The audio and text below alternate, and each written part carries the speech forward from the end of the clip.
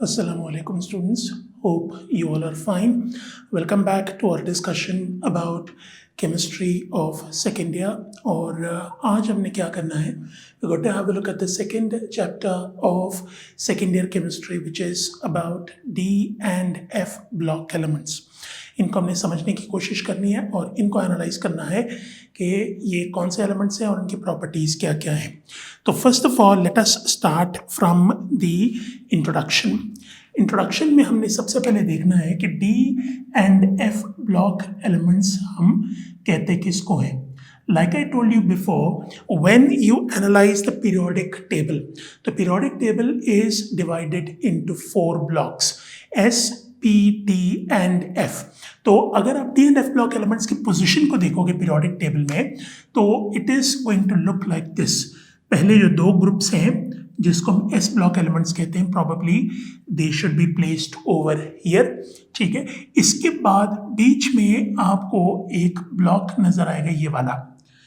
ठीक है, इसके बाद फिर यहाँ से लेके यहाँ तक एक और ब्लॉक नजर आता है और आपको नीचे एक और छोटा सा ब्लॉक नजर आएगा. So this is what I was talking about.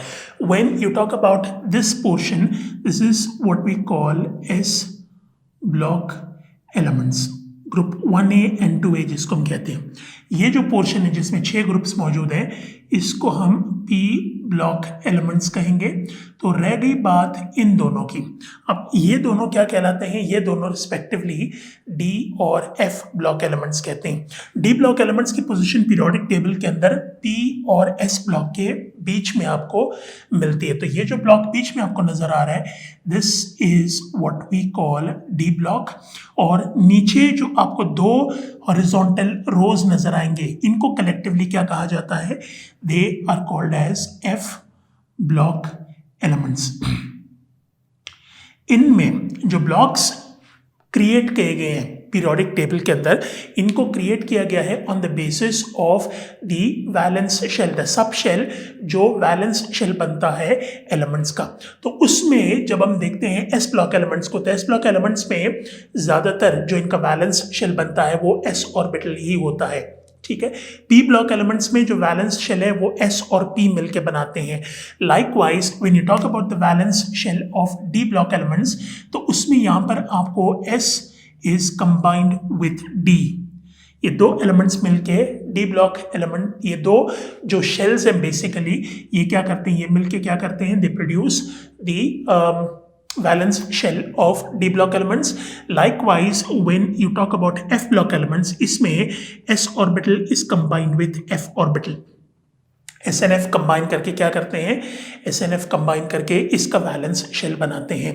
तो नाउ यू नो कि डी ब्लॉक एलिमेंट्स में जो इनका वैलेंस शेल होता है it is comprised of S and D orbitals, और F block elements में जो इनका वैलेंस शेल है वो S और F orbitals को मिला के बनाते हैं. ठीक है, राइट. अब इसमें कितने ग्रुप्स मौजूद हैं, वैसे अगर आप देखो तो numbering wise it is from 3 to 12. लेकिन अगर आप इसको अलग से बनाना चाहो in terms of what, in terms of this, जैसे A और B करके लिखा हुआ होता है, उसमें जो ट्रांजिशन सीरीज है it starts from group 3B, क्योंकि ग्रुप 1A और 2A ये क्या करते हैं, ये S ब्लॉक एलिमेंट्स बनाते हैं. 1A और 2A के बाद 3B शुरू होता है और 3B में एलिमेंट्स जो मौजूद हैं वो कौन कौन से हैं, it is scandium, yttrium, lanthanum और एक्टिनम. ये पहले 4 एलिमेंट्स आपको मिलेंगे किसमें, you'll find them in group 3B of the transition series. इसी तरीके से अगर हम ग्रुप 4B की बात करें तो 4B में you got टाइटेनियम, जिरकोनियम और hafnium. Titanium, zirconium and hafnium जो है वो ये ग्रुप 4B है. Group 5B of the periodic table comprises of vanadium, niobium and tantalum. Tantalum, niobium और वेनेडियम ये 5वां ग्रुप बनाते हैं. छठे ग्रुप में अगर हम देखें तो group 6B would contain chromium, molybdenum and wolfram. Wolfram कहते हैं टंगस्टन को, जो W लिखा हुआ मैंने, it is Greek for tungsten, and tungsten एक ऐसा ट्रांजिशन मेटल है which is normally used for making filaments present in 100 what bulbs. ठीक है, तो उसको बनाने के लिए इस एलिमेंट को इस्तेमाल किया जाता है। Then you got group 7B। 7B में मैंगनीज है, टेक्नीशियम है और रीनियम है। Manganese, technetium and rhenium. इसके बाद यू गॉट ग्रुप 8B। जैसे ग्रुप 8A जो पीरियोडिक टेबल का है वो नोबल गैसेस कहते हैं उसको, नॉर्मल जो एलिमेंट्स हैं। ट्रांजिशन सीरीज में जो ग्रुप 8B है इट कंप्राइजेस ऑफ 3 ग्रुप्स। इसको 3 ग्रुप्स को कलेक्टिवली हम ग्रुप 8B कहते हैं, जिसमें सबसे पहले ग्रुप में यू गॉट आयरन, रूथनियम, ऑस्मियम। दूसरे ग्रुप में कोबाल्ट है, रोडियम है और इरिडियम है। और तीसरे ग्रुप में निकल है, निकल के साथ पैलेडियम है, पैलेडियम के साथ प्लैटिनम मौजूद है। तो ये जो 3 ग्रुप्स हैं इनको collectively we have placed them under the heading group 8B। इसके बाद यू गॉट व्हाट, 8B के बाद यहाँ पर आता है ग्रुप 1B जिसमें मौजूद है कॉपर, सिल्वर और गोल्ड। ठीक है, इसका भी नाम मैं आपको बता देता हूँ। फैमिली नेम्स आपको याद होने चाहिए पीरियोडिक टेबल में। जो नॉर्मल एलिमेंट्स हैं, ग्रुप 1A को हम अल्कली मेटल्स कहते हैं, ग्रुप 2A को अल्कलाइन अर्थ मेटल्स कहते हैं, ग्रुप 7A को हैलोजेंस कहते हैं एंड ग्रुप 8A को नोबल गैसेस कहते हैं। इसी तरीके से ट्रांजिशन सीरीज में जो ग्रुप 1B है इसको हम क्या कहेंगे, we will call it as coinage metals. तो कॉइनेज मेटल्स का वर्ड अगर आपको सुनने में मिले तो उसको क्या कहते हैं, it is comprised of these 3 elements, because पुराने जमाने में इन 3 एलिमेंट्स को हम इस्तेमाल करते हैं किसके तौर पर, we use them in the form of currency, currency के तौर पर इस्तेमाल करते थे, तो इनको कॉइनेज मेटल्स कहते हैं। और सबसे आखिर में आके जो ये खत्म होता है वो ग्रुप 2B पर खत्म होता है, जिसमें यू गॉट जिंक, कैडमियम और मरकरी। ये है पूरा का पूरा जो मैंने डी ब्लॉक है, डी ब्लॉक आपको बना के दिखा दिया। Most of the elements are included in it. और एफ ब्लॉक में 2 हॉरिजॉन्टल सीरीज हैं जो शुरू होते हैं कहां से, it starts from these 2 elements, lanthanum और एक्टिनम। लैंथेनम का जो एटॉमिक नंबर है इट इज 57 है। ठीक है, 57 है। तो लैंथेनम के बाद का एलिमेंट अगर हम देखें तो that basically would be cerium. Cerium जिसका एटॉमिक नंबर 58 है। तो सीरियम को यहां पर प्लेस नहीं किया गया। अगर आप हैफनियम का एटॉमिक नंबर देखोगे इट वुड बी 72। ठीक है, हालांकि 58 को प्लेस करना चाहिए था। ये जो सीरियम से लेके ल्यूटीशियम तक 71, टोटल इसमें बनते हैं 14 एलिमेंट्स। इन 14 एलिमेंट्स को क्या कहा जाता है, these are called as lanthanides. इनको हम लैंथेनाइड्स कहते हैं and lanthanides are 1/2 of the F block series. F block elements में जो 2 हॉरिजॉन्टल लाइंस आपको नजर आ रही हैं उसमें से एक हॉरिजॉन्टल लाइन आपको लैंथेनाइड की नजर आएगी। लैंथेनाइड्स होते हैं टोटल 14 एलिमेंट्स। अब इनको लैंथेनाइड्स इसलिए कहते हैं बिकॉज इनकी फिजिकल और केमिकल प्रॉपर्टीज लैंथेनम से काफी मिलती जुलती है।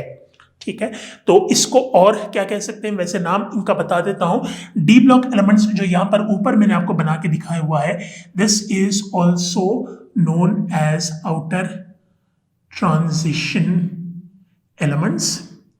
इसको outer transition elements भी कहते हैं। और ये जो F block elements हैं इनको और क्या कहा जाता है, it is also termed as inner transition elements। इनको inner transition elements भी कहते हैं। तो इनर ट्रांजिशन एलिमेंट्स का है एक हिस्सा इट इज लैंथेनाइड सीरीज जिसमें सीरियम से लेके ल्यूटीशियम तक ये एलिमेंट्स होते हैं। Then if we have a look at actinium, actinides 89 है इसका एटॉमिक नंबर। 89 के बाद अगर हम देखें तो यहां पर आपको थोरियम नजर आएगा जिसका एटॉमिक नंबर 90 है। ठीक है, फिर 90 से लेके it extends up till LW which is lawrencium 103। इसमें जो टोटल 14 एलिमेंट्स मौजूद हैं इनको हम कलेक्टिवली क्या कहेंगे, we will call them as actinides. इनको एक्टिनाइड्स हम कहते हैं। तो lanthanides and actinides are collectively called as F block elements और इनको इनर ट्रांजिशन एलिमेंट्स भी कहा जाता है। इन एलिमेंट्स को, ये जो 14 एलिमेंट्स बाद में मैंने आपको लिख के दिखाए हैं, इनको एक्टिनाइड्स इसलिए कहा जाता है बिकॉज इनकी physical and chemical properties actinium से काफी मिलती जुलती है। ठीक है, so these two are collectively called as transition series, that's outer transition और ये इनर ट्रांजिशन सीरीज है। जहां तक इनके प्रॉपर्टीज का ताल्लुक है, प्रॉपर्टीज इनकी, चूंकि आप देखिए ना पीरियोडिक टेबल में जो ये ट्रांजिशन एलिमेंट्स हैं, they are present between S and P block elements, तो इनकी जो प्रॉपर्टीज होंगी इट वुड बी इंटरमीडिएट होंगी, यानी इतने ज्यादा। जो एस ब्लॉक एलिमेंट्स के बारे में हमने डिस्कशन की है उसमें मैंने आपको कहा था कि these are the most reactive metals of the periodic table, यानी इस तरफ जो एलिमेंट्स मौजूद है उनकी रिएक्टिविटी काफी ज्यादा है। और जैसे जैसे आप राइट की तरफ मूव करोगे, पी ब्लॉक एलिमेंट्स की तरफ मूव करोगे, तो इसमें उनकी प्रॉपर्टीज, इनकी जो रिएक्टिविटी है मेटल्स की, कम होती जाती है और नॉन मेटालिक कैरेक्टर इंक्रीज होता है। तो यू कैन से कि ये इतने ज्यादा रिएक्टिव नहीं होते, इनसे रिएक्टिविटी इन मेटल्स की थोड़ी कम होती है। So their properties are basically intermediate between S and P block elements. जहां तक इनके वैलेंस शेल का ताल्लुक है, तो वैलेंस शेल के बेसिस के ऊपर आप क्या करोगे, आप इसको डिवाइड करोगे 3 हिस्सों में। जो पहला मैंने आपको बना के दिखाया है, सीरीज दिखाया है, इसको हम क्या कहते हैं, this is what we call 3D series. इसको यहां पर आप ऐसे लिख सकते हो, 3D सीरीज आप इसे कह सकते हो। वजह यह है कि जब आप इनका वैलेंस शेल देखोगे, पहले स्कैंडियम से लेके जिंक तक जितने एलिमेंट्स यहां पर नजर आ रहे हैं आपको, इनका अगर आप वैलेंस शेल एनालाइज करोगे तो that is made up of S and D. कौन कौन से, 4s एंड 3d।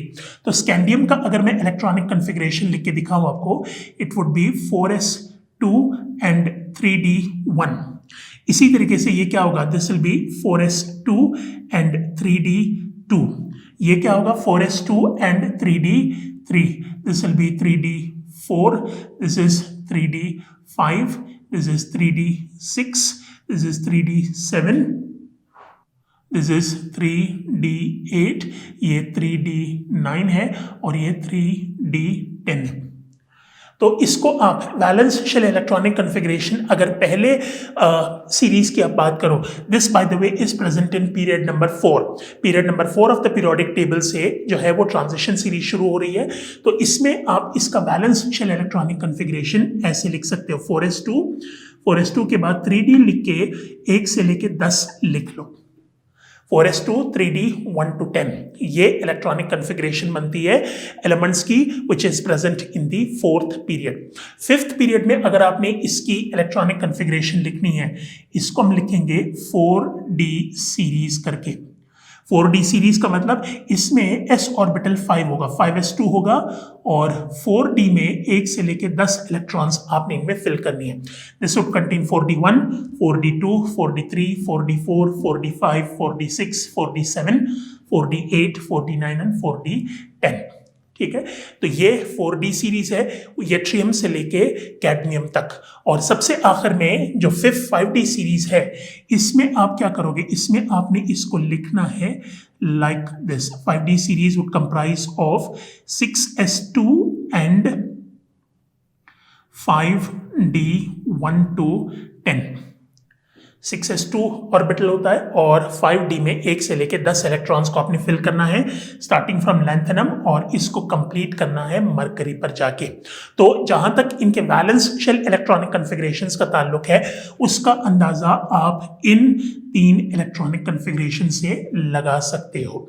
ठीक है, being specific for every period इनका जो इलेक्ट्रॉनिक कॉन्फ़िगरेशन है वो चेंज होता है, but you can generally right it down like this कि NS2 होता है और N-1 D1 to 10 होता है। मतलब जो इसका पीरियड होगा, पीरियड में से एक को माइनस करोगे तो वो नंबर फिर लगाना होता है d ऑर्बिटल के साथ। तो ये general valence shell electronic configuration है for what, for d block elements. इसी तरीके से अगर आपने क्या करनी है, अगर आपने बात करनी है f ब्लॉक एलिमेंट्स के बारे में, तो f ब्लॉक एलिमेंट्स में जो लैंथेनाइड्स होंगे, लैंथेनाइड्स को 4f सीरीज भी कहते हैं। तो 4f सीरीज का मतलब क्या होगा, इट मीन्स कि इसमें जो इलेक्ट्रॉनिक कॉन्फ़िगरेशन इसकी होगी दैट वुड बी, इसका जो वैलेंस शेल होगा वो 4f ऑर्बिटल होगा। ठीक है, 4f ऑर्बिटल है और f ऑर्बिटल का आपको पता होगा कि f ऑर्बिटल में मैक्सिमम हम अकोमोडेट कितना कर सकते हैं, we can accommodate a maximum of 14 electrons in it. So lanthanides would have 4f orbital as their valence shell, और जहां तक एक्टिनाइड्स का ताल्लुक है इसमें 5f ऑर्बिटल मौजूद है वैलेंस शेल के तौर पर। सो ये दोनों वैलेंस शेल्स हैं of lanthanides and actinides respectively. ठीक है, ये तो बात हो गई इसके इंट्रोडक्शन की। इंट्रोडक्शन के बाद फिर हमने क्या करना है, फिर हमने इनकी करनी होगी क्लासिफिकेशन। क्लासिफिकेशन के लिए मैं क्या कर लेता हूं, let me give this heading first, transition elements. इसकी मैं हेडिंग दे देता हूं, और ट्रांजिशन एलिमेंट्स को हमने बाइफरकेट करना है दो हिस्सों में। कौन से दो हिस्से होंगे, इसमें आपने लिखना होगा, एक तरफ you got to write down typical transition elements, और दूसरी तरफ आपने लिखना है नॉन टिपिकल ट्रांजिशन एलिमेंट्स। एक टिपिकल होता है और एक नॉन टिपिकल ट्रांजिशन एलिमेंट होता है। दोनों में डिफरेंस क्या है, टिपिकल ट्रांजिशन एलिमेंट्स में जो d ऑर्बिटल होगा, d orbital should be partially field d orbital होना चाहिए, उसको हम टिपिकल ट्रांजिशन एलिमेंट कहते हैं। और जहां तक नॉन टिपिकल ट्रांजिशन एलिमेंट का ताल्लुक है, इसमें जो d ऑर्बिटल होगा this should be completely filled, अब इन दोनों में डिफरेंस क्या है, डिफरेंस बेसिकली इज कि in non typical transition elements जो d ऑर्बिटल है it would contain 10 electrons in it. जहां पर आपको ये इलेक्ट्रॉनिक कॉन्फ़िगरेशन नजर आए जिसमें d ऑर्बिटल में 10 इलेक्ट्रॉन्स मौजूद हों, ऐसे एलिमेंट्स को हम नॉन टिपिकल ट्रांजिशन एलिमेंट्स कहते हैं। और जो टिपिकल ट्रांजिशन एलिमेंट्स होंगे इनमें d ऑर्बिटल में इलेक्ट्रॉन्स की क्वांटिटी 1 से लेके 9 तक होती है। तो if d orbital contains 1 to 9 electrons in its structure, it would be classified as a typical transition element, और non-typical transition element में 10 electrons होते हैं। और आमतौर पर जो जनरल आइडिया है वो ये है कि जो ग्रुप 2b है पीरियोडिक टेबल का, जिसमें you've got zinc, cadmium and mercury, these 3 elements are classified as non-typical transition elements। इनको नॉन टिपिकल ट्रांजिशन एलिमेंट्स के तौर पर क्लासिफाई किया जाता है। ठीक है, so on the basis of the number of electrons present in d orbital आपने ट्रांजिशन एलिमेंट्स को टिपिकल और नॉन टिपिकल में क्लासिफाई कर दिया। ठीक है, इसके बाद will start general features of transition elements. Transition elements के जनरल फीचर्स को एनालाइज करना है, ऐसी प्रॉपर्टीज देखनी है जिसको आप सबके ऊपर अप्लाई कर सकते हो। ठीक है, so in that the first thing is कि जितने एलिमेंट्स आपको D और F ब्लॉक एलिमेंट्स में मिलेंगे, D एंड F ब्लॉक में जितने एलिमेंट्स मौजूद होते हैं, all of them are what, all of them are classified as metals के तौर पर इसको क्लासिफाई किया जाता है। एक भी नॉन मेटल आपको इसमें D ब्लॉक में या F ब्लॉक में नजर नहीं आएगा। It's going to be completely metallic. दोनों ब्लॉक्स जो है वो मेटल से कंपोज्ड हैं, कोई नॉन मेटल मौजूद नहीं होता इसमें। Second important thing is all of them are extremely hard, सख्त होते हैं, दे आर एक्सट्रीमली स्ट्रॉन्ग। और स्ट्रॉन्ग होने के साथ साथ दो और वर्ड्स इस्तेमाल हुए हैं विच रिक्वायर्स एक्सप्लेनेशन। एक है malleable, the other one is called as ductile। malleable and ductile, ये जो दो प्रॉपर्टीज हैं याद रखें, these two properties are exclusive for metals। और metals में भी ये चीज जो है वो ट्रांजिशन metals के लिए exclusive है। because malleable and ductile properties में आपने करना क्या है, जितने भी metals होंगे, metals के ऊपर आपने अप्लाई करना है प्रेशर। प्रेशर की एप्लीकेशन जब मेटल्स के ऊपर की जाती है तो इनके एटम्स क्या करते हैं, इनके एटम्स एक दूसरे के ऊपर स्लाइड करते हैं। स्लाइड करने का मतलब दे change their shape. Metals when pressure is applied on metals, what do? They change their shape. अब प्रेशर के एप्लीकेशन से जो ये अपना शेप चेंज करते हैं, जिस शेप में ये अपने आप को ढालेंगे, उस बेसिस के ऊपर आप इसे मैलेबल प्रॉपर्टी कह सकते हो और डक्टाइल प्रॉपर्टी कह सकते हो। मैलेबल प्रॉपर्टी में मेटल्स के ऊपर जब प्रेशर की एप्लीकेशन डाली जाती है तो उससे ये अपने आप को चेंज किस में करते हैं? They convert themselves into large sheets. तो बड़े बड़े चादरों में अगर मेटल अपने आप को चेंज करता है by the application of pressure, इसको हम क्या कहेंगे? Will call it as malleable property. और जो डक्टाइल प्रॉपर्टी होती है, डक्टाइल प्रॉपर्टी में प्रेशर के एप्लीकेशन से ये अपने आप को वायर्स में चेंज करता है, तारों में चेंज करता है, जिसको इस्तेमाल हम घरों में भी करते हैं और शहर में भी इसको इस्तेमाल किया जाता है for the conductance of electricity. तो वायर में चेंज करने की एबिलिटी को डक्टाइल प्रॉपर्टी कहते हैं और बड़े बड़े चादरों में चेंज करने की एबिलिटी को मैलेबल प्रॉपर्टी कहते हैं। तो मैलेबल एंड डक्टाइल प्रॉपर्टी ये दोनों एक्सक्लूसिव होते हैं ट्रांजिशन मेटल्स के लिए। पॉइंट नंबर 3, इनके melting points and boiling points ये भी बहुत ज़्यादा होते हैं। Melting and boiling points of transition metals are extremely high. और इनकी high melting and boiling points की रीज़न क्या होगी? The reason basically is the presence of metallic bond. क्योंकि अगर आपने मेटल्स को मेल्ट या बॉयल अगर करना है तो आपने क्या करना होगा? आपने मेटालिक बॉन्ड को तोड़ना है, क्योंकि मेटालिक बॉन्ड को जब तक आप नहीं तोड़ोगे तब तक इनकी कन्वर्जन मुमकिन नहीं है। तो they have high melting and boiling points because of the presence of metallic bond which is extremely strong. It is an extremely strong force of attraction जिसको तोड़ना आसान नहीं होता। तो metallic bond की presence की वजह से melting and boiling points metals की काफ़ी ज़्यादा होती हैं। ठीक है। Then you got the conductance of electricity। जितने भी metals होते हैं they are all good conductors।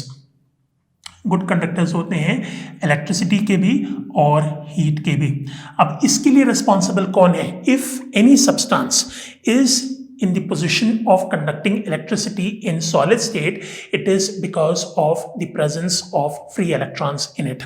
तो metals को अगर हमने good conductors कहा है तो इसकी वजह क्या है? इसके स्ट्रक्चर के अंदर presence of mobile electrons। Mobile electrons की प्रेजेंस इसके स्ट्रक्चर के अंदर होती है। और मोबाइल इलेक्ट्रॉन्स की प्रेजेंस स्ट्रक्चर के अंदर किसकी वजह से होती है?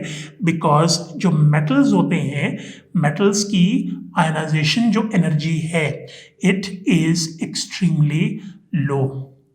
Metals have low ionization energy values, मतलब इनके स्ट्रक्चर में से इलेक्ट्रॉन को रिमूव करना कोई इतना ज़्यादा मुश्किल नहीं होता। ये क्या करते हैं? जितनी भी हीट सराउंडिंग में, जो कमरे के अंदर या कहीं पर भी, उसको माहौल से जितनी हीट मिलती है उसी हीट को अब्जॉर्ब करके कोशिश करेंगे कि ये अपने इलेक्ट्रॉन को रिलीज करवाएं अपने वैलेंस शेल में से। और वैलेंस शेल में से जब इलेक्ट्रॉन रिलीज हो जाता है तो उन्हीं इलेक्ट्रॉन को इस्तेमाल करते हुए ये फिर क्या कर सकते हैं? इलेक्ट्रिसिटी को भी कंडक्ट करेंगे और हीट को भी कंडक्ट करते हैं। तो this is what the reason is for their conductance. ठीक है। इसके अलावा you will also analyze the formation of alloys। alloys के बारे में भी मैंने आपको बताया बेसिकली कि ये हैं क्या? alloys are generally described as mixture of metals को आपस में, बल्कि मिक्सचर के साथ आप यहाँ पर ऐड कर सकते हो फिजिकल का word, physical mixture of metals. Alloy बनाने के लिए आपने क्या करना है? आपने दो मेटल्स को मिक्स करना है आपस में एक दूसरे के साथ स्पेसिफिक प्रोपोर्शन में, ताकि उनकी कम्बिनेशन से नई चीज़ जो प्रोड्यूस हो रही है उनकी प्रॉपर्टीज बेहतर हों। अब इसमें एक एग्जाम्पल मैं आपको दूंगा just to clear the concept. Formation of brass को देख लेते हैं। Brass is an alloy which is formed by the combination of copper and zinc. इन दोनों को हमने कंबाइन करना है और आपको पता है कि ये दोनों सॉलिड स्टेट में मौजूद होते हैं। तो इनकी कम्बिनेशन के लिए हमें करना क्या पड़ता है? We have to first melt them. इनको मेल्ट करना पड़ता है। तो मेल्ट कर किस प्रोपोर्शन में मेल्ट करेंगे? कॉपर आमतौर पर ब्रास में 80% होता है और इसमें 20% जिंक को मिलाया जाता है। तो कॉपर एंड जिंक को जब हम कंबाइन करते हैं आपस में एक दूसरे के साथ इस प्रोपोर्शन में, after melting it liquid form में जब ये दोनों कन्वर्ट हो गए तो इनको आपस में एक दूसरे के साथ मिक्स कर दो। मिक्स करके अच्छे तरीके से जब हम इसको क्या करेंगे? इसको स्टिर कर लेते हैं। उसके बाद when you allow it to cool, it's going to convert into brass. Brass में ये चेंज हो जाएगा। So this is how alloys are formed. और और alloy formation भी एक trait है किसका? It is a trait of transition metals. ठीक है, इसके अलावा it also has the ability of showing variable oxidation states, जिसको हम यहां पर लिख लेते हैं variable oxidation states. Variable oxidation states का मतलब ऐसा एलिमेंट जिसमें दो से ज्यादा चार्जेस को शो करने की एबिलिटी मौजूद हो। अब वेरिएबल ऑक्सीडेशन स्टेट्स को क्लियर करने के लिए आमतौर पर जो एग्जांपल कोट की जाती है that is that of iron. Iron को कोट किया जाता है because Fe is present in the form of both Fe+2 and Fe+3. This is what I was talking about कि एलिमेंट के ऊपर चार्ज को आपने देखना है। एलिमेंट के ऊपर जो चार्ज मौजूद होता है when it is present in the form of a compound, उसको हम ऑक्सीडेशन स्टेट कहते हैं। अब एक ही एलिमेंट एक से ज्यादा ऑक्सीडेशन स्टेट अगर शो करे तो उसको वेरिएबल ऑक्सीडेशन स्टेट कहा जाता है। ठीक है, तो ये भी ट्रांजिशन मेटल्स में एबिलिटी है कि वो क्या कर सकते हैं, वो वेरिएबल ऑक्सीडेशन स्टेट्स शो कर सकते हैं। और इसकी बुनियादी वजह क्या है? इसकी बुनियादी वजह है इसका valence shell which is composed of s और d ऑर्बिटल्स। चूंकि इसका वैलेंस शेल दो ऑर्बिटल से मिलकर बना हुआ है तो इन दो ऑर्बिटल्स के बीच में इलेक्ट्रॉन्स को क्या किया जा सकता है, ट्रांजिशन किया जा सकता है, और ट्रांजिशन से आपको मुख्तलिफ किस्म के ऑक्सीडेशन स्टेट्स एलिमेंट्स के ऊपर मिल सकते हैं। तो this is what the concept is of variable oxidation states. और इसके अलावा एक और चीज़ जो आपके सॉल्ट एनालिसिस में काम आएगी, देखिए सॉल्ट्स जो ट्रांजिशन मेटल्स के होते हैं दे आर जनरली कलर्ड। ठीक है, इसको पहले मैं यहाँ पर लिख देता हूँ। पॉइंट नंबर 7, सॉल्ट्स बनते हैं जब आप क्या करोगे, ट्रांजिशन मेटल्स को नॉन मेटल के साथ कंबाइन करोगे। ठीक है, इसमें एग्जांपल के तौर पर आपको किसकी दे सकते हो? First let me write down, salts are generally coloured. तो जितने कलर्स मुझे याद हैं let me share that with you. मिसाल के तौर पर जैसे कॉपर सल्फेट है CuSO4.5H2O, अगर आप इसका कलर देखोगे तो ये जनरली आपको ब्लू कलर का नजर आएगा। ठीक है, इसी तरीके से अगर हम FeSO4 की बात करें, फेरस सल्फेट की बात करें, तो ferrous sulphate is generally green in colour, और जो फेरिक सल्फेट होता है Fe2SO4 होल थ्राइस, ये आपको रेडिश ब्राउन कलर का नजर आएगा। तो द पॉइंट बेसिकली इज कि अगर सॉल्ट्स आपको ट्रांजिशन मेटल्स के मिले तो वो क्या होते हैं, generally they are coloured. Colour से आप डिफरेंशिएट कर सकते हो बिकॉज सॉल्ट्स जो हैं वो S ब्लॉक एलिमेंट्स में जो मौजूद मेटल्स हैं वो भी बना सकते हैं, P ब्लॉक एलिमेंट्स में जो मेटल्स मौजूद हैं वो भी बना सकते हैं। तो नॉर्मल एलिमेंट्स जो सॉल्ट बनाएंगे उनको अगर आपने ट्रांजिशन एलिमेंट्स के सॉल्ट से डिफरेंशिएट करना है तो you do that by the presence और एब्सेंस ऑफ कलर। कलर मौजूद है तो एकदम आपको इंडिकेशन मिल गई कि शायद इसमें जो पॉजिटिव आइन मौजूद है वो ट्रांजिशन एलिमेंट से होगा, और अगर कलर मौजूद नहीं है तो कलर मौजूद ना होने का मतलब द पॉजिटिव आइन में बिलोंग टू S और P ब्लॉक से बिलोंग कर सकता है। तो this is what its indication is, right. अब इसके अलावा you got the property of paramagnetic. Most of the transition metals are paramagnetic in nature. ठीक है, तो इसको हम यहां पर लिख लेते हैं like this, transition metals are generally paramagnetic. What is the concept of paramagnetism? या पैरामैग्नेटिक सब्सटेंसेस कहते हैं किसको हैं? पैरामैग्नेटिक सब्सटेंसेस वो होते हैं which have the ability of getting attracted towards a magnet. Magnet की तरफ अट्रैक्ट होने की एबिलिटी अगर किसी एलिमेंट में मौजूद है तो वो पैरामैग्नेटिक प्रॉपर्टी कहलाती है। और पैरामैग्नेटिक प्रॉपर्टी की वजह क्या है? बेसिकली जो वैलेंस शेल होता है किसी भी एलिमेंट का, अगर उसके अंदर आपको अनपेयर्ड इलेक्ट्रॉन्स नजर आते हैं तो अनपेयर्ड इलेक्ट्रॉन्स की प्रेजेंस, अनपेयर्ड का मतलब इलेक्ट्रॉन एक ऑर्बिटल में, ये जो एक ऑर्बिटल है इसमें अगर एक इलेक्ट्रॉन मौजूद हो तो इसको अनपेयर्ड इलेक्ट्रॉन कहते हैं। और अगर इसमें आपने क्या किया, अगर आपने एक और इलेक्ट्रॉन की एडिशन कर दी तो it is converted into paired form. इस फॉर्म में इसको लोन पेयर ऑफ इलेक्ट्रॉन कहते हैं। ठीक है, तो this is what we call lone pair. ठीक है, और जो दूसरा है इस तरह अगर मौजूद हो तो this is what we call unpaired electron. तो अनपेयर्ड इलेक्ट्रॉन अगर मौजूद हो मेटल के स्ट्रक्चर के अंदर तो it has the ability of getting itself attracted towards a magnetic field. आमतौर पर इसमें एग्जांपल आप किसकी दे सकते हो, आयरन की, बिकॉज मैग्नेट को जब हम लोहे के करीब करते हैं तो लोहा एकदम मैग्नेट के करीब आ जाता है।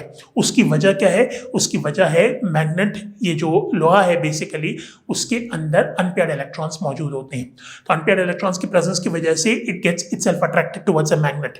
इसको पैरामैग्नेटिक प्रॉपर्टी कहेंगे। और अगर कोई एलिमेंट कोई भी हो, चाहे वो मेटल है या नॉन मेटल है, अगर वो मैग्नेट की तरफ अट्रैक्ट होने की एबिलिटी नहीं रखता तो उसको हम डायामैग्नेटिक कहेंगे। तो डायामैग्नेटिक सब्सटेंसेस आर बेसिकली दो substances which do not have the ability of getting attracted towards a magnet।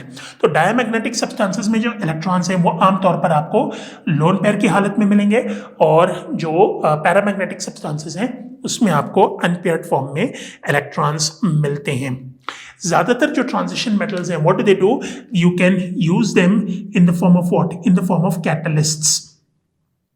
Catalyst के तौर पर आप क्या कर सकते हो, ज़्यादातर ट्रांजिशन मेटल्स को इस्तेमाल करते हो। Transition elements have the ability of behaving as catalysts.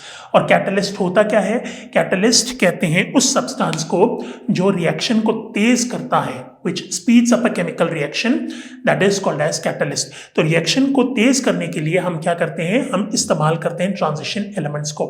अब ट्रांजिशन एलिमेंट्स रिएक्शन को तेज करेंगे कैसे, they speed up the chemical reaction by lowering the activation energy. Now this is something जो आपने फर्स्ट ईयर में पढ़ा होगा, चैप्टर नंबर 9 केमिकल काइनेटिक्स में। केमिकल काइनेटिक्स में ये चीज गिवन है, एक्टिवेशन एनर्जी कहते हैं मिनिमम अमाउंट ऑफ एनर्जी जिसकी रिक्वायरमेंट हर मॉलिक्यूल को होती है अगर उसने अपने आप को प्रोडक्ट में चेंज करना है। तो उस एक्टिवेशन एनर्जी की रिक्वायरमेंट को कैटलिस्ट कम कर देता है ताकि ज्यादा से ज्यादा मॉलिक्यूल्स अपने आप को रिएक्टेंट से प्रोडक्ट में कन्वर्ट करें। तो ये रिएक्शन को तेज करने में मदद करता है, और कैटलिस्ट के तौर पर आप ट्रांजिशन मेटल्स को यूज कर सकते हो। ठीक है, ज्यादातर जो हैं वो फॉर्म करते हैं complexes. Complex basically is a molecule, इसको मैं यहां पर लिख देता हूं, chapter number 10 point number 10 is complex formation. Complexes कहते हैं उन मॉलिक्यूल्स को which is produced by the combination of a Lewis acid with a Lewis base। Lewis acid and base की कॉम्बिनेशन अगर आप आपस में करोगे, लिविस एसिड किसको कहते हैं, वो species which has the ability of accepting a lone pair. Lone pair of electron को जो एक्सेप्ट करने की एबिलिटी रखता है उसको हम लिविस एसिड कहेंगे, और लिविस बेस वो सब्सटेंस होता है which has the ability of donating a lone pair of electron. जो लोन पेयर ऑफ इलेक्ट्रॉन को डोनेट करने की एबिलिटी रखता है उसको हम लिविस बेस कहेंगे, और जो लोन पेयर को एक्सेप्ट करेगा वो लिविस एसिड होगा। तो इन दिस कॉम्प्लेक्स फॉर्मेशन जो ट्रांजिशन मेटल्स हैं, इसको भी यहाँ पर हम मेंशन कर देते हैं कि ट्रांजिशन जो मेटल्स हैं कॉम्प्लेक्स फॉर्मेशन में they behave as Lewis acids, they will accept electrons. और जो लिविस बेस के तौर पर एक्ट करेगा, जो इलेक्ट्रॉन को डोनेट करेगा कॉम्प्लेक्स फॉर्मेशन में, आप जनरली उन्हें क्या कह सकते हो, you can call them as ligands. Ligands will behave as Lewis bases. Lewis base के तौर पर आप लिगेंड्स को कर सकते हो इस्तेमाल। तो असल में यहाँ पर जो कॉम्प्लेक्स फॉर्मेशन है it is a combination. Complex बनता है जब लिगेंड की कॉम्बिनेशन आप करते हो ट्रांजिशन मेटल के साथ, और इनकी कॉम्बिनेशन जब आपस में होती है तो इससे जो कंपाउंड प्रोड्यूस होता है वो कॉम्प्लेक्स कहलाता है। तो कॉम्प्लेक्सेस जो है वो इस तरीके से प्रोड्यूस होती हैं, और ये रही बात जनरल फीचर्स आके यहाँ पर कंप्लीट हो जाती है। ठीक है, तो नेक्स्ट टाइम होपफुली हम क्या करेंगे, बाकी जो remaining properties and transition metals की उसको समझने की कोशिश करेंगे। अंटिल देन, अल्लाह हाफिज।